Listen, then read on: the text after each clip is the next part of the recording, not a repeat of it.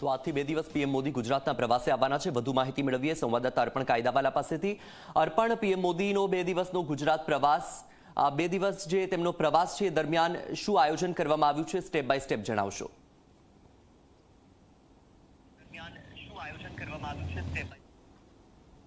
વત્સલ, જે પ્રમાણે આજે મોડી સાંજ બાદ એટલે કે લગભગ 8 વાગ્યાની આસપાસ પ્રધાનમંત્રીનું અમદાવાદ એરપોર્ટ ખાતે આગમન થશે અને તે બાદ સીધા જ તેઓ રાજભવન ખાતે જવાના થશે। આવતીકાલના અને પરમ દિવસના કાર્યક્રમની આપણે અગાઉ જે વાત કરી છે તે મુજબ પ્રથમ તો કાલે જે વિવિધ વૈશ્વિક કંપનીઓ છે તેના વડા છે તેમની સાથે પ્રધાનમંત્રી ગાંધીનગરમાં એક પછી એક બેઠકો કરશે। તે બાદ જે ગાંધીનગર હેલીપેડ ખાતે જે ટ્રેડ ફેર યોજવામાં આવ્યો છે, પ્રદર્શની જે ખાસ છે તેનું પણ ઉદ્ઘાટન કરશે અને સંભાવના એ પણ છે કે ગુજરાતના મુખ્યમંત્રી અને ભાજપના પ્રદેશ અધ્યક્ષ સહિત જે ગુજરાતની નેતાગીરી છે તેમની સાથે તેઓ મોડી રાત્રે રાજકીય બેઠક પણ કરી શકે છે।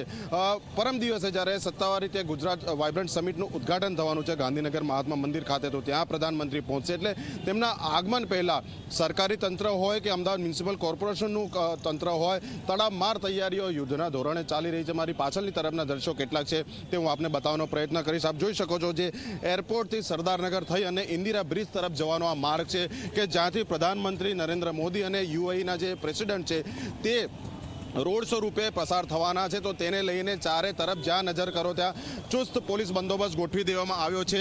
ડગલે ને પગલે પોલીસના જવાનો નજરે પડી રહ્યા છે અને આ ઉપરાંત મ્યુનિસિપલ કોર્પોરેશન દ્વારા જે આ રોડ શોનો રૂટ છે ત્યાં રોડને રિપેર કરવાની કામગીરી હોય, નવો બનાવવાની કામગીરી હોય, રંગરોગાન હોય, પ્લાન્ટેશન હોય, આ ઉપરાંત આનુષંગિક જેટલી પણ કામગીરી હોય તે છેલ્લા 1 સપ્તાહથી યુદ્ધના ધોરણે કરવામાં આવી રહી છે। બસ હવે રાહ જોવાઈ રહી છે કે પ્રધાનમંત્રી નરેન્દ્ર મોદીનું આગમન આજે મોડી સાંજની આસપાસ થશે।